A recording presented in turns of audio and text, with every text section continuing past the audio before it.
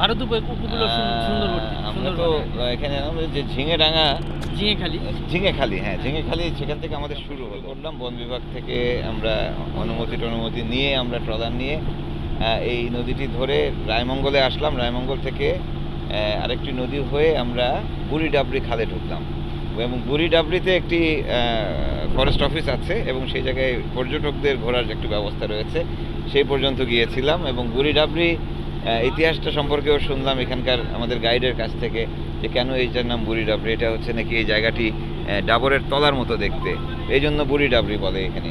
তো কাজে এই বুড়িডাবরি খাল দিয়ে একদম সোজা রায়মঙ্গল চলে গেছে পূর্ব দিকে, সেই মাথা পর্যন্ত গেলাম এবং সেই রায়মঙ্গলের ওপাশটা দেখলাম যেটি বাংলাদেশ অংশ। তো এই আমরা সারাদিন খুব ভালো ঘুরলাম, খাওয়া দাওয়া করলাম খুব সুন্দর সুন্দর, এবং আজকে শীতকাল হলেও পরিবেশটা খুব সুন্দর, আলো আছে। তো সব কিছু মিলিয়ে দারুণ লেগেছে। কিছু